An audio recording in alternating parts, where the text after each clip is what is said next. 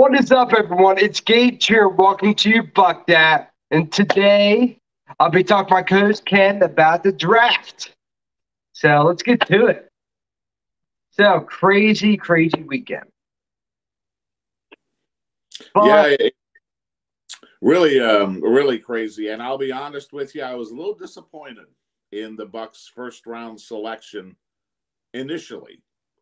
And then I started watching some film, and then I started doing a little bit of research, and I thought, all right, this guy's going to do really well if they use him in Vita Vea the right way.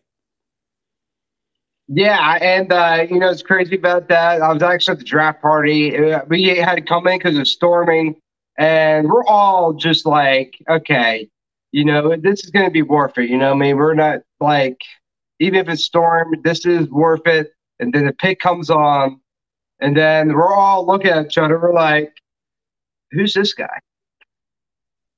Yep, We're like, exactly. who is this guy? I was like, I was shocked because Nolan Smith was still on the board, and I was like, okay, all the really solid tackles in the first round are gone. So let's go for linebacker, which we're probably going to need, especially with the White situation. And I was like, what? I thought we already had defense. I thought we had Greg Gaines' defense thing. I thought we were good. So that was a real shocker. But guy looking more into him, they're comparing to Aaron Donald with his technique and his interior pass rush. So I'm really excited to see what he can do. Yeah, I am too. He's also compared with John Randall, who you being a Minnesota Viking fan growing up, were probably a little bit familiar with him on that Viking defensive line. John But Ridley, yeah. yeah, Chancey is really quick. He ran the quickest 40 time for a defensive lineman since 2003. So he's going to get off the ball quick. He ran a 4.67 40, which is really good for a guy that size. At Pitt, his last 2 years, he had 64 tackles, 14 and a half sacks, forced a fumble. He's really very athletic. The only thing that kind of concerns me is his size. He's very small. That's what I kind of saw too. Yeah, 5'11", 280. But a lot of that has to do with your preparation, your mindset, what kind of drive and Yeah. determination do you have to make the play. And according to what I've read and watched, and listening to Jason Light's press conference, he has all those tangibles. So I think him and Vita Vea are going to be a really good 1-2 combo in the middle of that defensive line. And that's why I kind of thought like Vita Beta, that was just going to make her tier line just that much stronger because that got kind of hit up, especially with a lot of our players leaving. And I agree with Jason, and he said this: it's like it's unfair to compare Aaron Donald, who's a Hall of Famer, to a guy that just got drafted in the first round because these guys are completely different. They have Yeah. different sizes. Even their college careers are completely different. Aaron Donald had he had close to 25 sacks, and Chansey had like 13 or 14. It's like these guys are not the same player. Not saying it just puts a lot of pressure, and it's like, yeah, I just think it's not really comparable, at least to me. Yeah, I think where a lot of the comparison comes in is projecting, their ability, what they're capable of doing, what they think they're going to do in the years to come.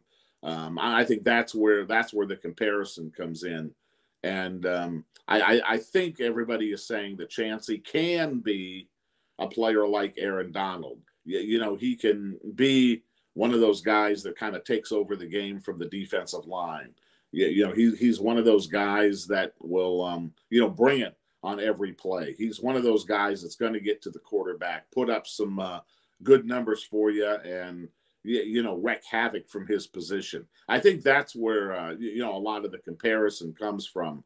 They're the way Probably they like play. the speed and stuff Yeah, like the that. style of their play, is similar.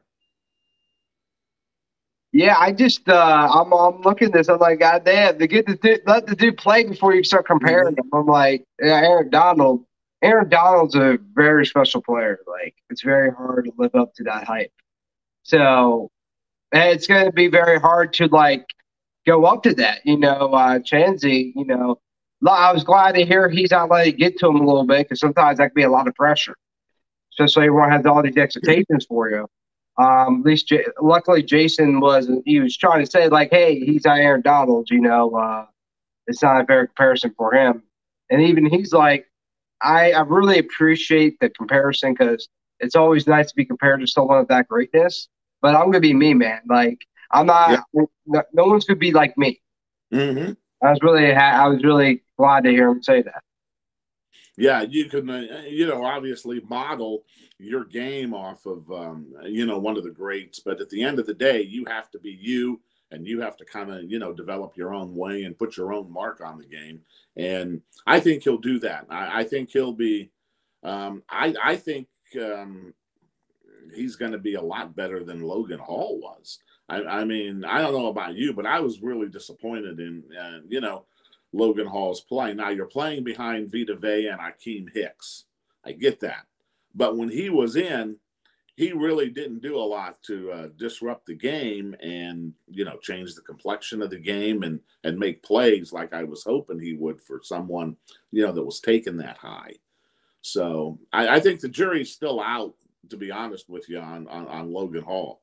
I mean, yeah, he had a disappointing, I think, rookie season, but hopefully this season we'll see more of the player that we all expected to see last season.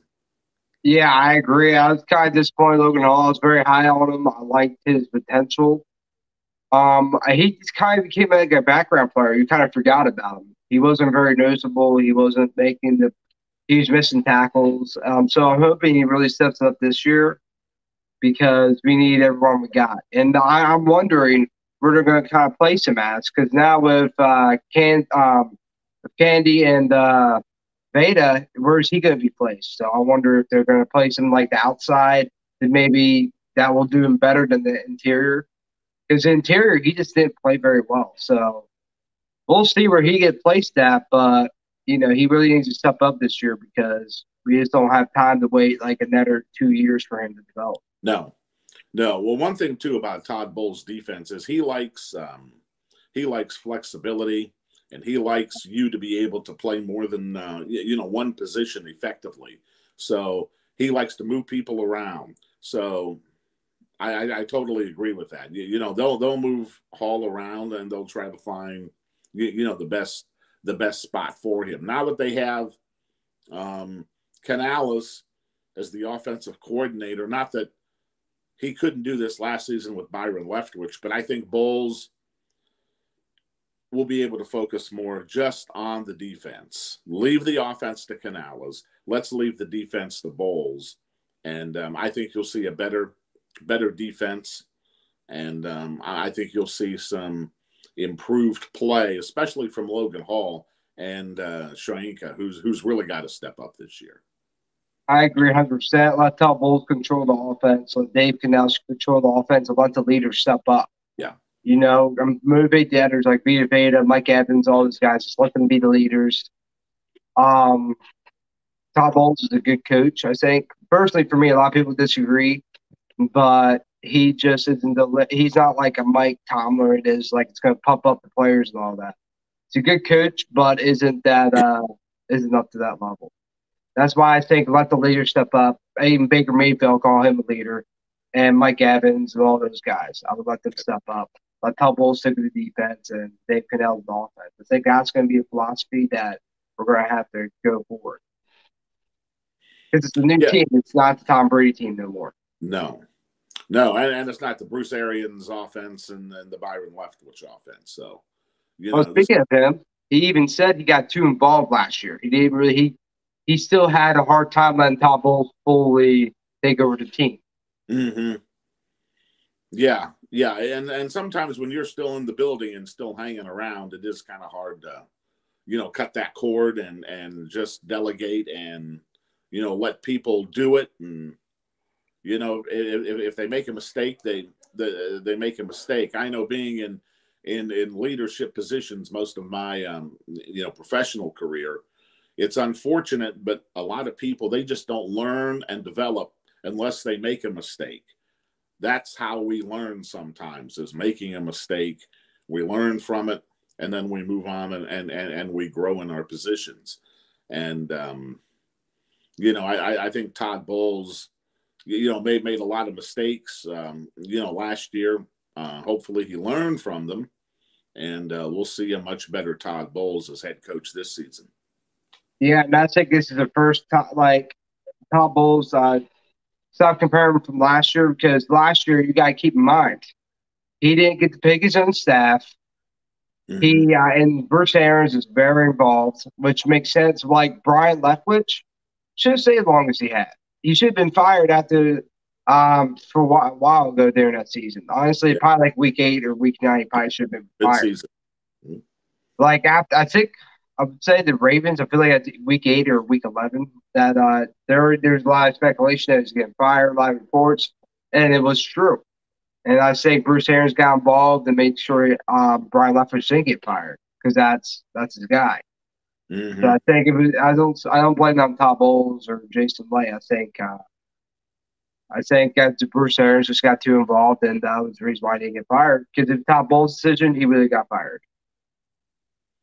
Yeah, I kind of agree with that. Yeah, because as the season went along, the heat got turned up on Todd Bowles, pretty high, especially with all the talent, on the offense, and it looks to be like you're wasting Brady's last season, and you can't get an offensive game plan together to play to Brady's strength and the offensive players that you have. Yeah, it got really bad at certain points, and with Dave Canales coming in, I'm not hopeful. I know that that's going to be all behind us, and it's kind of going to hit the reset button this year for the offense, and I look for a big improvement in Todd Bowles and in the play of the offense.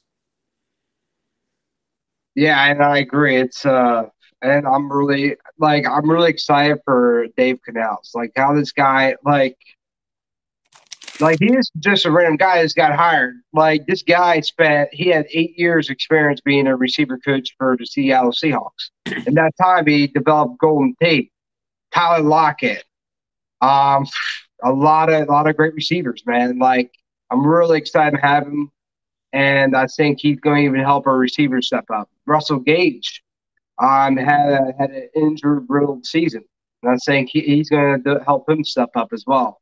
And a lot of rookies that are going to probably play this season. So I'm really excited to see the looks on the offense, and really Todd Bowles as a head coach overall, because we didn't really get to see that, because I have a feeling there's a lot of involvement from Bruce Arians and Tom Brady. So we're going to really get to see Todd Bowles as the head coach. Right.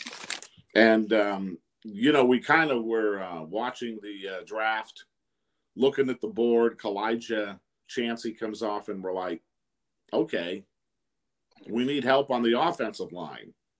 What are we doing drafting a defensive guy? And then in the second round, they take that kid from North Dakota State who, if you just took a quick glance at him, you'd think he's Ryan Jensen's son, or, related to Yeah, Ryan. or like his younger brother.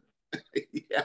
But Cody Mock from North Dakota State, it was their second round selection. And I think he's going to step in and start somewhere on the offensive line.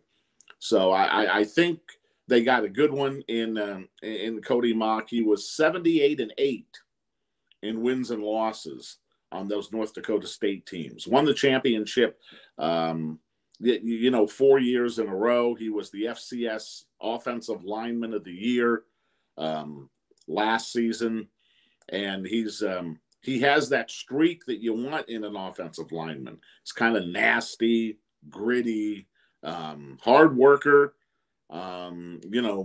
Plays hard till the whistle blows.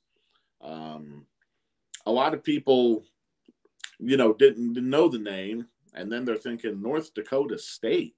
Yeah, I was surprised. Like he Yeah. was very like even though he's from a small school, he was a very big name lineman. I think. Like I've heard him all throughout the combine and the draft. I've heard his name a lot. And this guy, like, I love his leadership, man. This guy's energy, I can just see him being a really good leader on the offensive line, and just his energy. I'm really excited to have him on. At first, I thought he's going to be a tackle, but Jason Light clarified that he will be a guard. So, Yeah, I even wrote in one of my pieces on TampaBayProSports.com that I thought he was going to play, tackle, because that's what he played at North Dakota State. I think he played 37 games, or he started 37 on the left side and played 2 on the right side. I might have those sides mixed up a little bit, but the scouts and all the scouting reports you read on him had him as a guard in the NFL. But then when you're reading the wrap up of the draft, and they said, oh, he's a tackle. He played this many games on this side. He can play both sides. But yeah, wherever he plays, I think he's going to be an impact player. The other thing that you have to look at is Jason Light has had really good success drafting offensive linemen from small colleges that maybe the average football fans never even heard of. I mean, Ollie Marpet went to Ithaca College. yeah, I never heard that college. And he was a Pro Bowl lineman for how many years? A good part of his career in Tampa. Part of that Super Bowl run. Yeah, big time lineman. And then you have Alex Kappa, who went to Humboldt State in California, and Kappa is close to playing at a Pro Bowl level there his last season, in Tampa, before he signed with Cincinnati. So Jason Light and that scouting department, they have a good feel for what they want in an offensive lineman, and they can kind of go find those diamonds in the rough, so to speak. Yeah, and I completely agree. That's why I'm not too stressed out. Jason Light has been very good with the offensive line, and I think our offensive line's pretty set. And I've heard Cody Monch is named Glacier 2.0. You got Luke Gedicke on the right side. Tristan Work's going to move to the left side. Then you got Cody Monch. Cody Monch on the, I'm guessing, like left guard. That would be my guess, but yeah, he's going to play Jensen. Yes. You got Jensen, and then the right guard position, I would say would go Matt Flyer. Like, I think he's going to take over that spot. Or Leverett. He played well for us in spots last year. I like Leverett, but Matt Flyer, he's very solid at that right guard position. Right. And he had some really good seasons. Pittsburgh had a bit of a down year this previous season with the Chargers, but I think he'll step up this season. Yeah, I watched some of his film, and watched some of his plays, and he gets after it. So I think he's going to fit really well with that offensive line, and I think we're way better now with the offensive line situation than we were a month ago. Way better. Oh, definitely. I was very, very concerned with this offensive line. I was like, man, what are we going to do? Like, we're going to have to draft someone in the first round. And I got a little concerned when we didn't draft a lineman in the first round or traded up to get one. But Jason, as he just works his magic, man, got Candy. That's what I've been calling him in the first round.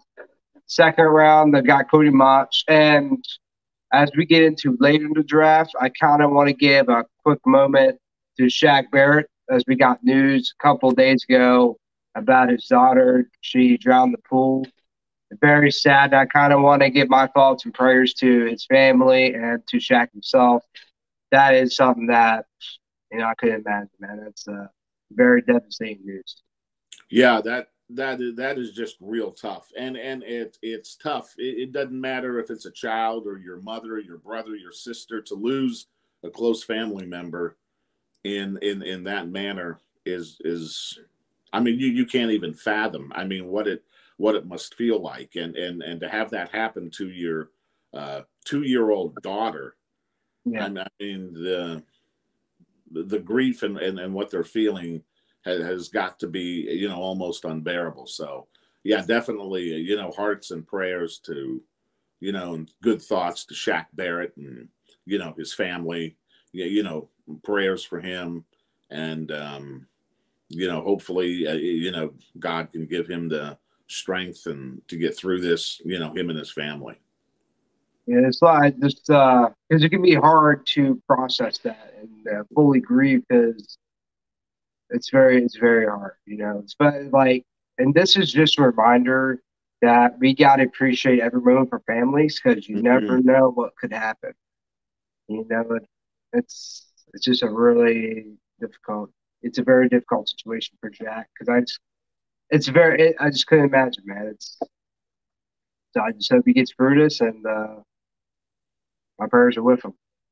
Yeah, absolutely. And speaking of the linebacker spot, the Bucks did address that. They picked up a couple of linebackers in the draft, and we'll talk about the later picks. But in the third round, they got another very good athlete, Yaya Diaby from Louisville, was the Bucks' third-round selection, and he's another guy that's exceptionally quick. Ran a 4.5 40. He's a pass rusher. That's the natural position for him. I think he'll rotate as a rotational pass rusher this season. He probably will start, on special teams. There's no question. He'll be a good special teamer from the get-go. But they'll work him in on the edge as a rotational pass rusher to spell Barrett and JTS at times. He had 9 sacks last season alone, 14 and a half tackles for losses. And I think he's definitely going to put some pressure on Joe Tryon-Shoyinka, who really, I think, needs to step up this season and have a good season. Because if Diaby comes in and really lights it up and plays really well, I can see them saying goodbye to Shoyinka at the end of the season or at some point during the season. Yeah, Joe Tryon, he's going to really step up this season because I think this is it for him. If he doesn't step up this season, Yes. because this is his first season, it's been long enough. I mean, you don't wait until their full 4 years to decide. Usually, it's after that third year. So, Joe Tryon, I'm a big fan of him. I think he can. I see a lot of potential in him, but this is it, man. Like you got to really step up. You had a year to learn under. Trying to think of his name now. He was with Ravens last year. Oh, JPP. Yeah, JPP. Okay, lost train of thought there. And now Yaya, like I actually when I first heard that name, I was like, "Is this a hip hop singer?" Yeah. Yeah, they definitely the first 3 picks strengthened the team. They went after needs instead of actually going for the sexy pick or the best available guy on the board. Yeah. I think they actually filled some spots of need on this team, and I think their first 3 picks, they're all 3 gonna, I think, be impact players and play a big role in the Buccaneers' success this season. Oh, definitely. And actually, I'm going to say the first 4 because this next guy, I'm very impressed with from Notre Dame, and I'm really, really excited to see what he can do. And that is Payne Burnham. And that first name, like he's going to bring the pain this season. Like this guy, I'm really excited. It's great with the pass catching. Like this dude, I'm really excited for, and I think he's going to take over Cameron Brate's spot. So it's I'm really see him get some looks this season. Yeah, Payne Durham, actually, he played at Purdue. Yeah, Purdue, okay. State, right? But they're like 40 miles apart, probably something like that. But he's a big guy, 6'6", 253. He caught 56 passes last season, had 8 touchdowns. He's got great hands. He's a very, very reliable receiver. So he's that safety net that quarterbacks just love. And Brady had his Gronk, so hopefully Baker and Durham will be that Brady Gronk 2 type of quarterback to tight end combo in Tampa. But he's a very good blocker. Needs some work, but I think him coming in is going to just add to the arsenal of weapons that Baker will have to work with. And then you still have Cade Otton, who's a decent receiver, and Ko Kieft. So the tight end room got a lot better this draft. And Cade Otton, you mentioned, who did very well last season. Now, how do you think this will affect Cade Otton's position? Because he was supposed to come in as number 1 tight end. How do you think they're going to kind of work those two in? I think the competition is going to be really good in training camp. I think Todd Bowles and Dave Canales is all about competition. I mean, even though we know in our heart of hearts that Baker is going to be the starting quarterback, I mean, we all know that. Oh yeah, they're still saying that. Oh yeah, Baker and Kyle Trask are going to compete, and we're going to have some competition. Yeah, they have to say that. But at the end of the day, Baker's going to be the starter. And it wouldn't surprise me if Payne Durham is tight end number 1 and Cade Otton is tight end number 2. Now, I will say that will depend on how Durham picks up the nuances of the NFL game, especially his blocking. I think his receiving is going to be there. He's got good hands, but he's gonna have to work probably on his route running, and as we already talked about, his blocking. And I think that'll determine whether he's going to be the starter or be tight end 2, and then Cade Otton will remain the starter. And I mentioned this earlier. I kind of was hoping the Bucs would bring in a veteran, or even Kyle Rudolph, on a very cheap minimum deal. Because Cade Otton's only his 2nd season, but hopefully he picked up enough of Kyle Rudolph to kind of help Payne with it, help him come up to speed. And the other guy, like Ko Kieft, was in his 2nd year as well. So hopefully those two are able to help speed up Payne Durham. So hopefully that works out. And sometimes it can be hard without someone there that's been there for a while, because their second year, you really have been there. Mm-hmm.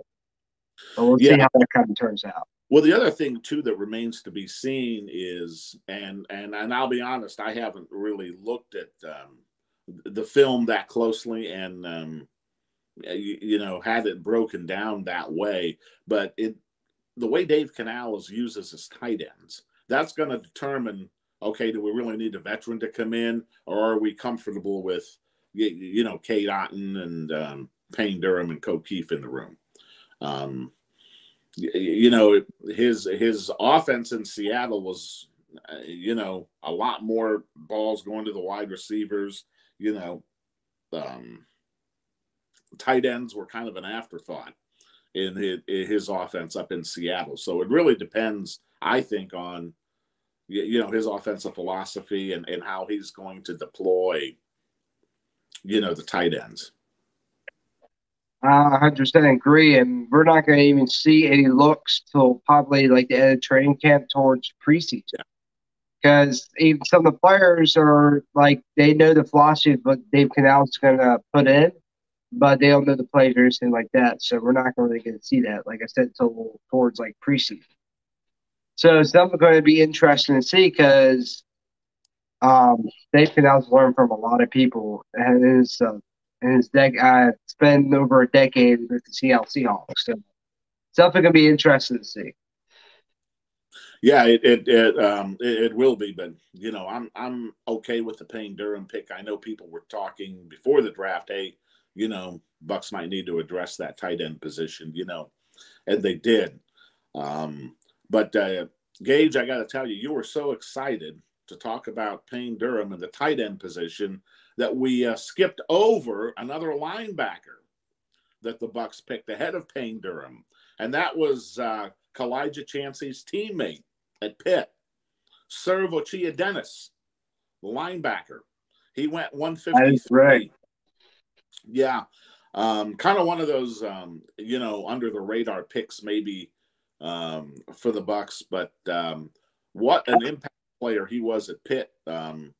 his final 2 seasons. He had 94 tackles, 12 tackles for losses, 7 sacks, had 1 pick, 2 forced fumbles, and he will come in and he'll be on special teams from day one. Has a high motor, great athlete, and whether he is a backup, a linebacker a lot this season, or whether they kind of just use him exclusively on special teams, it just depends on how quick, he adapts, and learns the NFL game. But he's definitely going to be an impact player down the road for this Buccaneer team. And this season, immediately, on special teams. Oh yeah, Dennis. I was so excited, like you said about Payne. I was like, man, Yeah. I thought he's like a 6th-round pick, but yeah, I got selected as a 5th-round pick. Dennis, who I'm very excited for, he's going to learn under Devin White and Levante David, who's probably going to retire after the season. So Dennis, I think, might actually be a starter next season. Like if David retires, I think he could take over that spot. Since he'll have a year under his belt, learned under just 2 guys. I'm very excited to see what he can do. And another fun fact is his dad during the draft process is actually wearing a Buccaneers jersey. So they're fans of the Buccaneers. So that's very interesting to see. Yeah, well, he's originally from Florida. I think, if I'm not mistaken, he went to Auburndale High School for a brief time. So, I mean, his family has roots in the Tampa area. So, yeah, his dad, wearing the Bucs jersey, I'm sure he was thrilled to have his son drafted by his hometown team.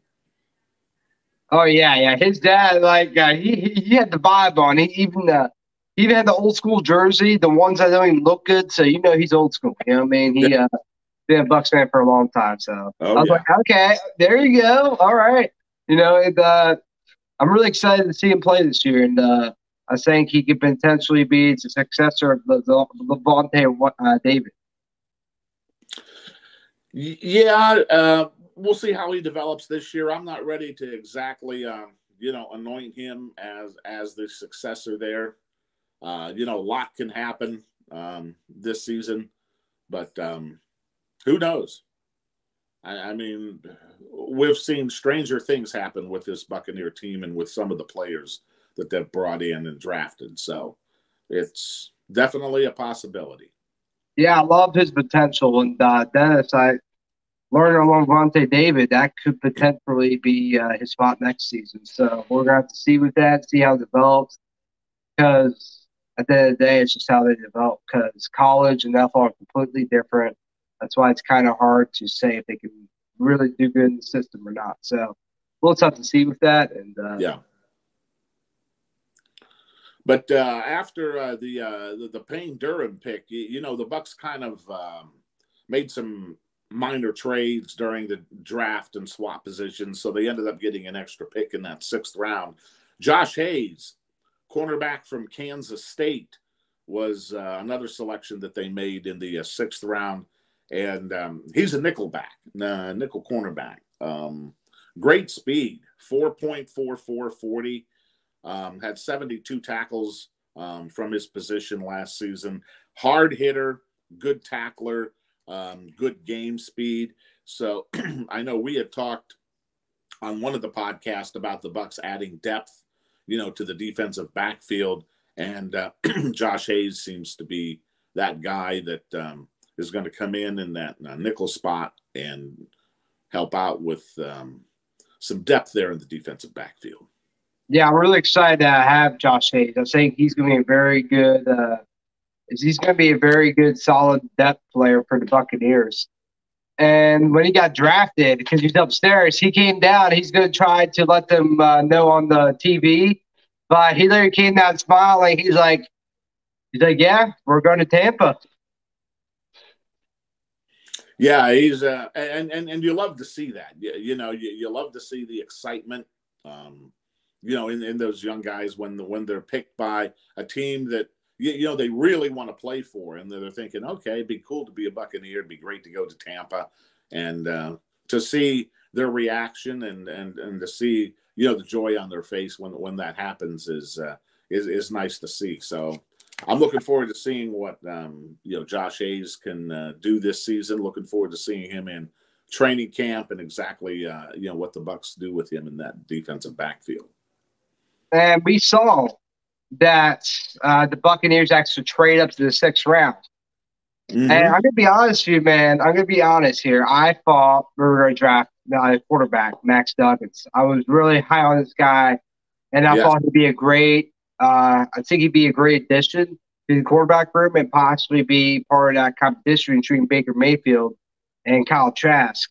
So I was very surprised when we selected a linebacker. Well, I think what that tells everyone is they're okay right now with Baker Mayfield and Kyle Trask. They feel totally comfortable and 100% confident that those are the two guys that can get the job done for the Bucs this season. And I don't necessarily disagree with that. My only concern is having some depth. Injuries are always a factor. Baker goes down, Kyle Trask is in, doesn't have a ton of experience, and then something happens to Kyle Trask. Where do you go? And plus, it's like Kyle Trask. Like I started to be concerned when he was wearing high socks and when he was training. Like I was like, what? Yeah. You don't wear high socks to training, man. Nah, but realistically, he just hasn't had a lot of experience, and that would be a concern. That's why, honestly, I would like to bring in a familiar face, Josh Johnson, who has had a lot of experience over the course of 12 years. So I would welcome him as being a veteran presence, and if they ever needed to call on him, he'd be there. Well, sometimes they say, what goes around comes around. So Josh has been here, once before. And, at this point, they're probably going to get somebody like a Josh Johnson for, I was thinking quarterback or somebody with, a veteran that has some experience, somebody of his caliber at this point. So. Yeah, too bad Fitzpatrick is retired because he'd be the perfect backup to get. Because he spent a couple of years in the Bucs and everyone loves him, so that would be perfect to have him. But yeah, I mean, there's still some big names. I think what you would consider big names available.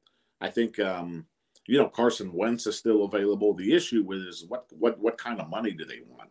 And with the Buccaneers salary cap situation, they're not going to be able to afford, somebody like a Carson Wentz. Not that those guys are going to break the bank, but they're going to have probably for $10 million. Yeah. So we're 10 to 15 million in Tampa, with salary cap. So you're going to have to take whatever you can get for this season, and then next season, the salary cap alone. That's why I would say Josh Johnson's more realistic possibility because he's 36 years old. He's not going to be asking a lot of money because he didn't play very well in that championship game against 49ers. So that's why I would say Josh Johnson might be the best bet because he does bring in a lot of experience and he can hold down for a game or two if Baker got hurt or Kyle Trask because he's had a lot of experience got to come in. Yeah. So, and he would be able to coach up Kyle Trask if that time came. Yeah, exactly. So we'll have to see exactly, what direction the Bucs go in. But I definitely think they have to bring in one or two quarterbacks for training camp or before training camp. They have to. There's a lot of actually undrafted quarterbacks invited to the rookie minicamp. I think 4 quarterbacks got invited, so we could see one of those guys be signed to the roster. Yeah. The other position, excuse me, that kind of goes under the radar, and when you're talking about strengthening your team that nobody really thinks about, is special teams, and the area of special teams, the return game. Well, in the 6th round, with their final pick, I think the Buccaneers finally found a guy that they can put into that return role, and he's going to do a really good job, and that's Trey Palmer, wide receiver out of Nebraska. I mean, this guy was the fastest receiver in the draft. The fastest receiver, a 4.3340. Pretty fast. Yeah. I mean, he was projected to be a third or fourth round pick. I mean, how he fell to the sixth round, you know, is anybody's guess. But he had 1,043 yards receiving. I want to say it was last season. That was a school record. May have been the season before. Had 72 catches. They even used him out of the backfield. Had 5 runs for 75 yards. Averaged 15 yards a carry on those 5 carries that he had. But he was the kick return guy and the punt return guy at Nebraska last season. And I know you're talking about Josh Farmer. Josh Farmer, yeah. Yeah. Well, this is Trey Palmer. Yeah, the wide receiver. Trey Palmer. Okay, yeah, I got the first name mixed up. And I think he's going to come in, and I think he will be given every opportunity to win that return job. The Bucs have needed a solid return game and a solid returner for so long. The last couple of years, the return game has been non-existent. Oh, definitely. We haven't really had a solid returner. And honestly, though, with that last pick, where he traded us next year's 5th-round pick, which I was surprised, I thought they were going to get Deuce Vaughn, who's very small, undersized, 5'5", very fast dude. I thought he'd be perfect for special teams. Mm-hmm. But that kind of tells me they're very confident in their running back room, and they saw more value in the undrafted free agent running back. So I was hoping they would get him because I thought he'd be perfect for special teams. Yeah, I think Deuce Vaughn would have been a good choice. He ends up with his dad, Chris Vaughn, in Dallas. His dad's part of the coaching hierarchy there in Dallas. But I'm excited for Trey Palmer. The other guy, and we'll talk about it in just a minute, is one of the undrafted free agents the Buccaneers picked up, a running back, and I think he's going to surprise a lot of people. So we'll talk about him in a few minutes. But to wrap up the draft, Buccaneers went defense, edge rusher Jose Ramirez from Eastern Michigan, 6'1", 242, great speed, very agile, good on his feet. Only thing that's a knock against Ramirez is his size. He's 6'1", and you kind of like your edge rushers, you know, to be a little bit taller, a little bit bigger than that. But played well for EMU last year. 6.5 sacks, had 12 tackles for losses, 3 forced fumbles. Total had 12 sacks his last 2 years combined, and has a very high motor, just goes nonstop. Very good character. He was a captain on the Eastern Michigan team. So he's another guy that the Bucs can plug into special teams immediately and use as a situational pass rusher and bring him along slowly and try to develop him. But I'm excited to see what Jose Ramirez will bring to this defense. Oh, yeah. Like, some of these late picks are sometimes the best picks for the Bucs. Like, you look at Roaches, who left to go to the New York Giants. He was a late-round pick. He was like a 6th or 7th-round pick. Mm-hmm. And so Jason Light's always been good with getting, like, mid to late-round gems.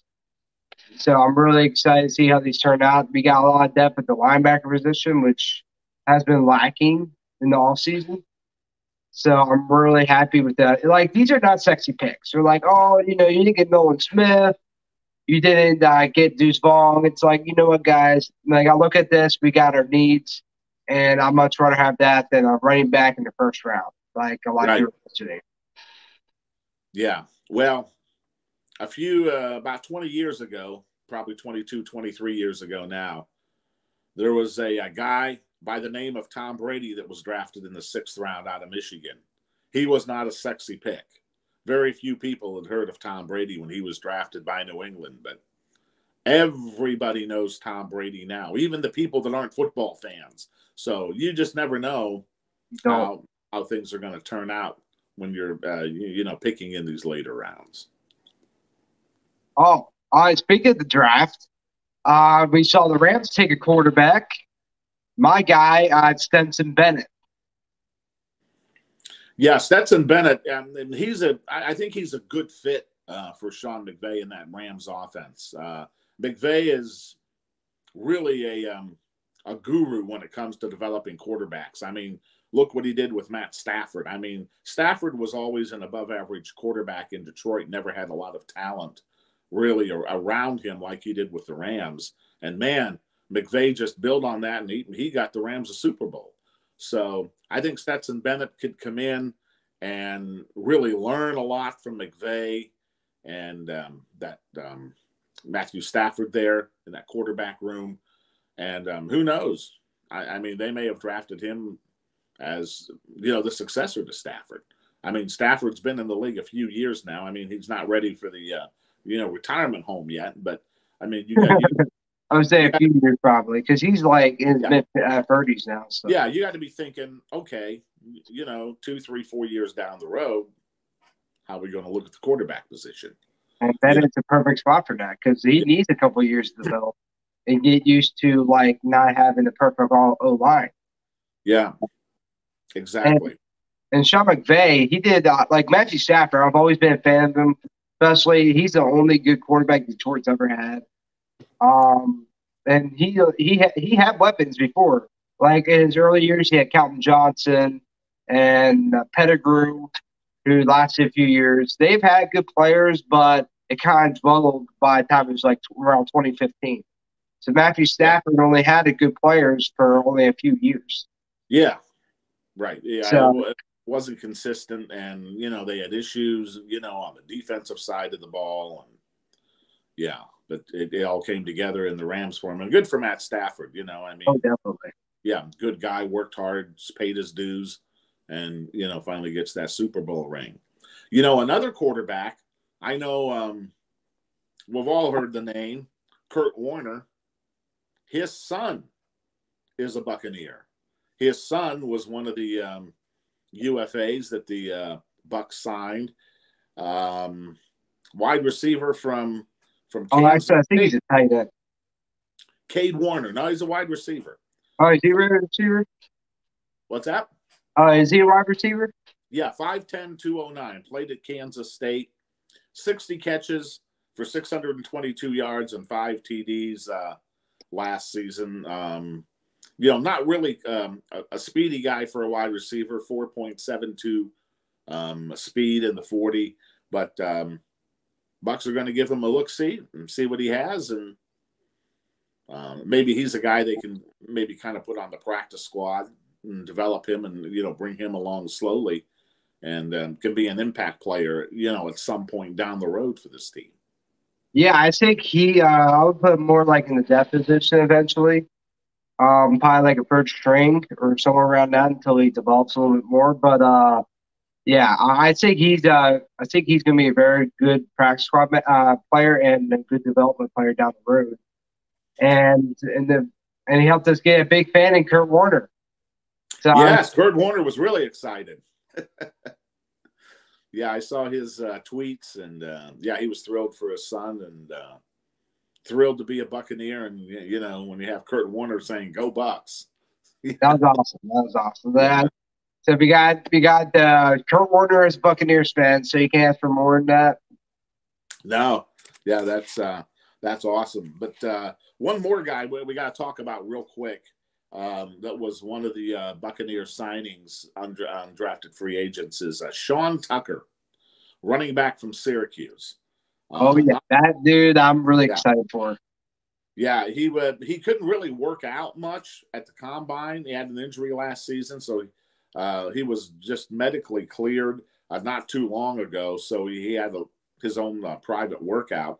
But he benched 225 29 times. And if he would have been at the combine, that would have been the best of any running back. So he's a strong guy. Ran a 4.33 and then ran a 4.37. So he's got good speed. Last year with the Orange, he ran for 1,496 yards. That was a Syracuse record. Had 12 touchdowns. Caught 20 passes out of the backfield for 255 yards. And 2 touchdowns. So I think he's a name. There's one of those guys you really want to keep your eye on. One of those under the radar guys that could really surprise some people. come training camp. Sean Tucker, running back from Syracuse. And it's a good name too. And I'm really and honestly, I think he might actually make the roster as a fourth running back. Now I so I too. am hoping they bring one more running back in, and this guy I've been talking about for a while, Devin Darrington from the Guardians from the XFL. Yeah, I've heard you talk about him, and I've seen your post and your tweets. Some other guys that the Bucs may want to bring in and take a look at too. But we'll see what happens. There's still plenty of time between now and training camp, and I'm sure the Bucs are going to be signing a lot of folks, and bringing in folks for a tryout, see what they can do, and hopefully, Devin will be one of those guys that can come in and get a fair and long look during training camp. Because the ones I love about Devin, he's very flashy. Like he has very good field vision. Like there's times where I was like, where the hell did Devin go? Right down the field. And he's a really good dude. I feel like he'd be a very good leader in that running room if he made it to the roster. So I say he's definitely worth a look. Well, even if he doesn't make the roster, maybe bring him in and kind of develop him, put him on the practice squad, keep him around if you see that he has potential and has a chance to impact you down the road. Oh, definitely. I'd say he's definitely probably needs a year maybe to develop a little bit more, and I think he would be a very good player to put in for the Bucs. Unfortunately, you get the Vaughn brothers. I was really like Deuce Vaughn. I was so mad. I was like, Bucs, why would you do this? We could have Deuce Vaughn. Well, as they say, you got to trust Jason Light, man. Yeah, I trust him completely. So even though I was kind of pissed off, I was like, you know what, I trust Jason. He knows what he's doing. So there, he must have saw Sean Tucker. He's like, we can draft this guy who might not last until as an undrafted free agent, and we can get both of them. We can get a good running back and Ramirez, who probably would have signed somewhere else, maybe. So yeah, and while all this was going on, the draft kind of wrapping up, we got news that Tristan Wirfs is now officially the new starting left tackle. Going to fill those big shoes of Donovan Smith. How do you feel about that move? I think Tristan Wirfs is going to adjust pretty well. I was expecting Cody Monch to be a tackle, as I mentioned earlier. So I thought Tristan Wirfs was going to stay his original position, but I don't think it's a bad move. I think it's a needed move because that is Baker Mayfield's blind spot. And who would you trust more? Second year left tackle or all pro right tackle? Tristan Wirfs is a top 5 tackle, so to me, I think it's a smart move because you got to protect Baker's blind spot, and Tristan Wirfs is the guy to do that. And right now, the Bucs better be backing up the Brinks truck to one Buccaneer place because they're going to have to pay Tristan Wirfs a ton of money. When his contract's up. Hopefully, they don't wait till it's up. They are smart enough to get something early. But he's going to. I'm telling you, he's going to be $25-30 million guy. Yeah, and now that guy is worth $100 million. Yes. Yeah, I would say I wouldn't be opposed to, 5 years. Let's do 5 years, 130, 140. Oh, definitely. I would, like right around that 150 mil range. I would definitely. Tristan Wirfs earned it. He's been a top 5 tackle consistently. Hasn't really got injured. Man, that's a no-brainer for me. Like I would do it early because the market's only going to go up. So you might as well do it early. And I have no doubt Jason's working on that right now as we speak. Yeah, absolutely. You got to get him signed for the next 4 or 5 years. But with Wirfs now at the left tackle spot, your offensive line now looks like Wirfs, either probably Matt Filer or Nick Leverett at that left guard spot. Jensen's your center. Cody Mach going to move over to right guard, and then Luke Goedeke be the starting right tackle. So I'm okay with that. That's I think, a above average offensive line, way better than what we ended the season with last year. Oh, definitely. We're kind of scrambling to get our offensive line together because Ryan Jensen went down. We lost both our guards, so we're definitely in a better spot than we were last season. And Luke Gedeke, everyone's mentioning, why did we move this guy to guard? He played tackle in college. So I think Luke Gedeke is going to look a lot better this season because he just wasn't a guard in college. He's mostly Yeah, a tackle. So I yeah, think he's going to do a lot better in that position. mhm. Yeah, I would agree with that. I mean, when you come in as a rookie, especially on the offensive line, it's a big adjustment. It's hard enough to learn the blocking schemes and the little nuances of the NFL game as a rookie. And then you add on, oh, yeah, we're going to have you, move to the other side of the line. We're going to have you learn the guard spot.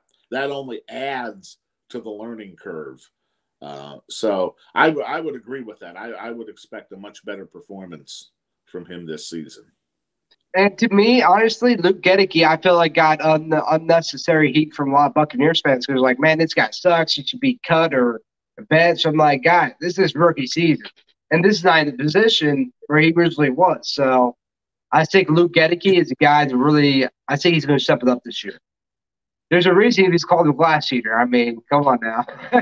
Yeah, yeah, and he's another one of those Eastern Michigan guys. So I'm sure him and Jose Ramirez, their seventh round draft pick, will have a lot to chat about in the locker room. Oh yeah, and and our first round pick, he gets Yeah, his teammate as well. So it's I like that, like how Jason Light's kind of building yeah, bridges there. yeah, absolutely. One more thing here, Gage, before we kind of maybe wrap it up. The NFL is going to announce the schedule on May 11th.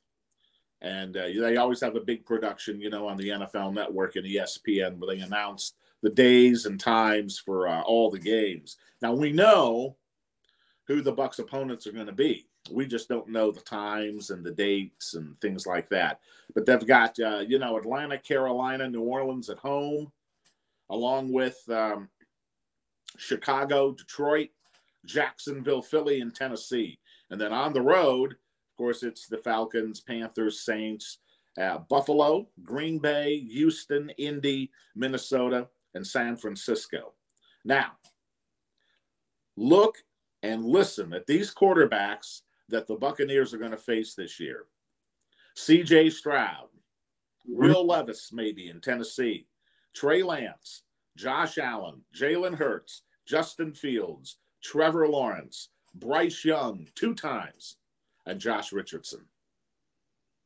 I think I love that. I'd rather go against those quarterbacks than like the Aaron Rodgers, like Matthew Stafford, even because even he's pretty solid quarterback. And these like it's a very good advantage for the Bucs because a lot of these guys are rookies. They don't have very good experience. They don't have a lot of experience. So I'd much rather go to the guys against Patrick Mahomes, even well, we do have to go against Kirk Cousins, but at least we have a little advantage with him. Yeah, but think about how the Buccaneers have played against rookie quarterbacks or quarterbacks that they have not seen the last 2 or 3 years. It has been a disaster. Look what Trey Lance did to the Bucs in San Francisco. Or not Trey Lance, I'm sorry, Brock Purdy. That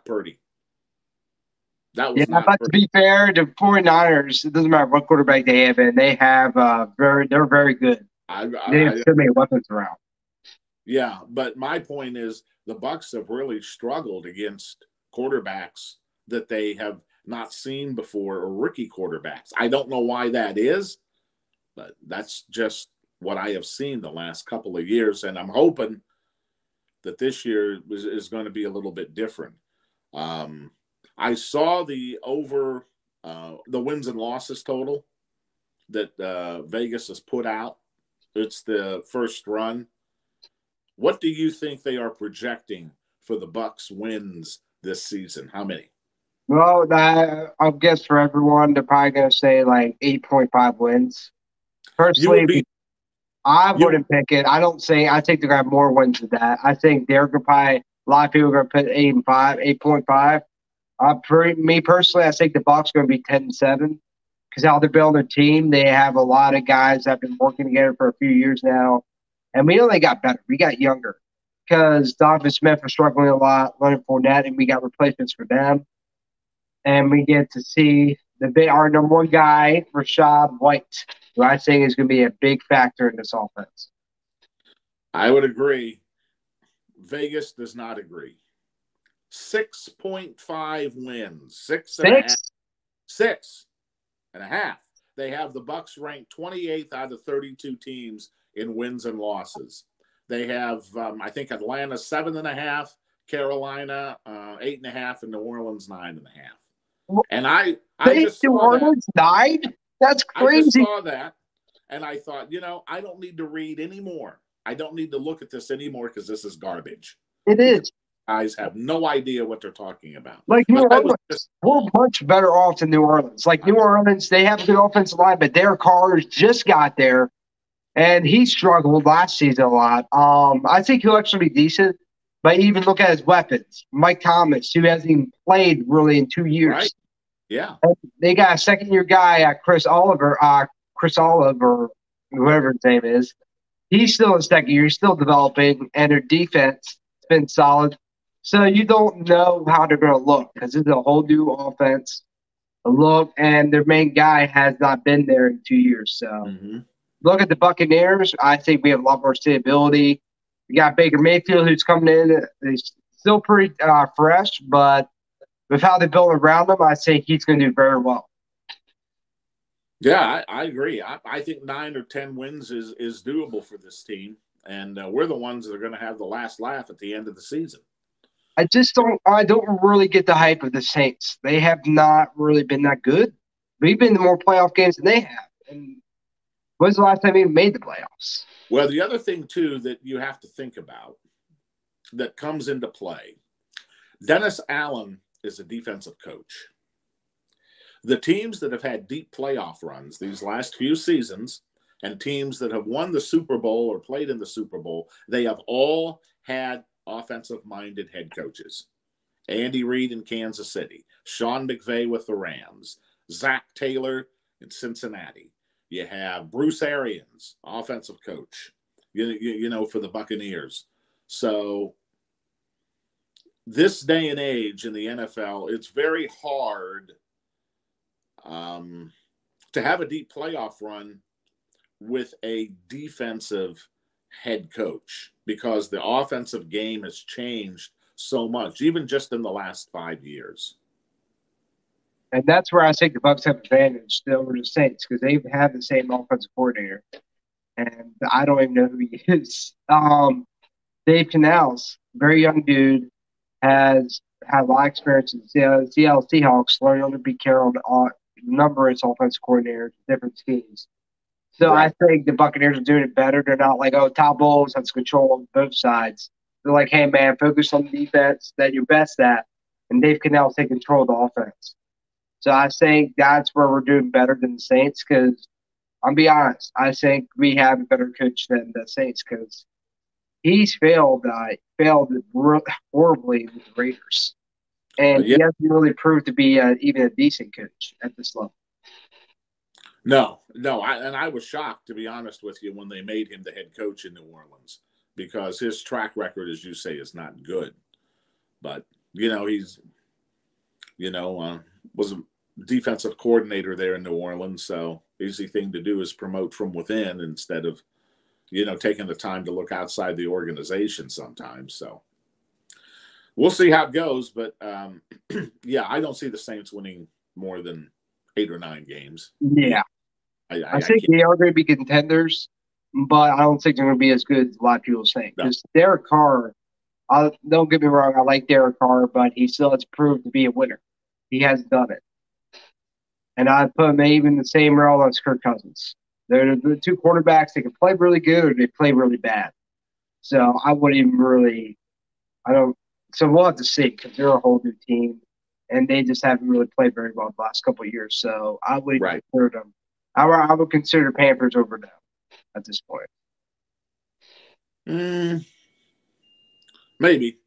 Yeah, well, we'll have to see how it shakes out. But Because I like their coaching staff. Frank Reach, he's done really well with the Colts the last couple of years. Kept them very competitive. And how they're yeah, building their coaching staff, that's kind of what I go by. But with a rookie quarterback, it can be very, very difficult. So we'll see with right. that. Yeah. Now, I want to touch on two quick things. One is Gio Bernard just retired, 10 to the sunset. Yeah, Gio's deciding to pursue other options with his career. And I looked at his numbers, and I was kind of surprised that he only had 86 yards rushing in 2 seasons with the Buccaneers. More of a pass catching threat, out of the backfield. Had 25 catches for 3 touchdowns in his 2 years in Tampa. But,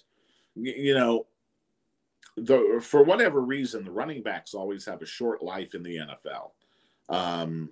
They get banged up, they get pounded, and about that 6-7 years, they're starting to, go on the downside of their career. Look at Zeke Elliott. I mean, he's not near the player that he was, 5-6 years ago. And, Bernard had some nagging injuries. He only played in 8 games last year. Well, I should say, he suited up for 8 games. Whether he touched the ball in 8 games, I'd have to go back and look. But he was only he listed as played in 8 games and ended, I think, both seasons in Tampa on the injured reserve list. So, it's probably time. And he's making a good decision. The best decision for him and his family. He was a good impact player. That first year he was with Tampa after the Super Bowl season, kind of that safety valve, pass catcher out of the backfield for Tom Brady. But I think the Bucs have other guys on the roster now that are more than capable of filling that role. Oh, definitely. And Gio Bernard, I actually liked him coming to Tampa. He was very good with Cincinnati Bengals. Like you said, very good pass catcher. I just think he kind of hit that realm. Like when they hit Purdy, that's when running backs really start to fly. I think that's happened to Giovanni Bernard.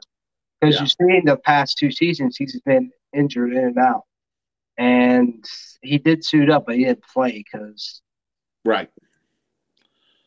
Yeah. So, good luck to Gio. Thanks for your contributions to that.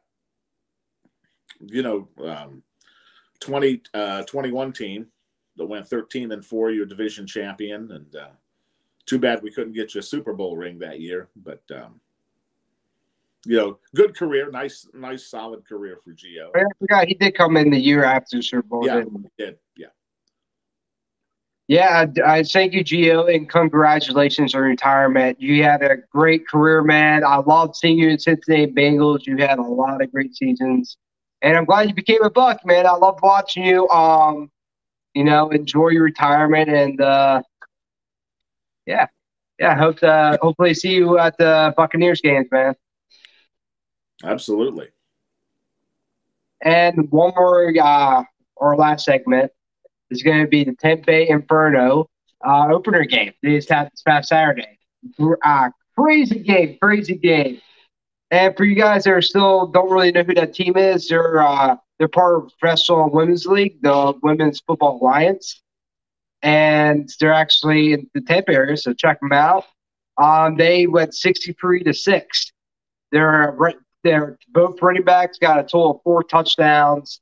Their new quarterback Pistol threw like around 3 touchdowns and 1 pick. The team did excellent. Like the first quarter was very tight, but after that they just continued to dominate, and they were able to mix up the running game and the passing game. And props to head coach Arlo Henderson. Since he became a head coach, he's been keeping very competitive. Last year they were getting 1 game away from the championship, and this year they're looking very dominant. So the team is looking really good, and I encourage everyone to check them out and give them some support. Yeah, and they play all their games at Sickles High School. Sickles High School. Yeah, they're all home games. All their home games, yeah. Yep. And all their home games are on Saturday? Yes. Okay. And Usually around 6 p.m. yeah, if you can't make it out to the games, you can go to their website, tampabayinfernos.com, and you can stream, I believe, all their games live. I know this week they're in Pittsburgh, so that'll be the only place that you'll be able to watch the game is on their website. And I was on the website last night, and they have video and games. You can watch last week's game if you want to see what kind of football they play and see how good they are. You can watch last week's game. They have last season's games. Just highlights. I think it went all the way back to 2014, 2015. So, yeah, definitely, check them out. Tampa's got a lot to offer sports-wise, and this is just one of those teams that sometimes, fly under the radar, but very, very, very good team. And this week's game is going to be a good test for them because Pittsburgh is one of the teams that are favored to win the championship in that league. So it'll be a good test for the Infernos this week. Speaking of the Passions, they actually kept the Tampa Bay Inferno out of the championship last year. So this is going to be a testimony. Can they beat the team that kept them out? And I've talked to some of the players, and they're very they know this is a road to Canton. They know they're going there, and this is a great statement game. And so I think it's going to go. I think it's going to be a tight game. I think it's going to come down to like a touchdown, maybe 10 points, somewhere around that avenue. Yeah, it won't be no 43-6 score like last week. No. Yeah. Man, Detroit Benham they got stabbed through the skin. Like it was a rough game for them. Yeah. Well, props to them for at least still trying to fight to win. I will always respect that, the competitive nature. But yeah, Tampa Bay Inferno, gotta give them props. That was a hell of a game. I was at the game, and let me tell you guys, energy was high. It was awesome. So I highly recommend. Yeah, and the tickets are affordable too. I mean, it's $10 ticket. It's cheaper than taking your family to the movies. Oh yeah, it's a lot cheaper. Like $5 for kids and $10 for adults. So yeah, definitely. So let's get out there and support the Inferno. Yeah, give them all your love and support, man. And that is a good way to finish this podcast. Hope you guys like this video, like and subscribe, and I hope you buck that.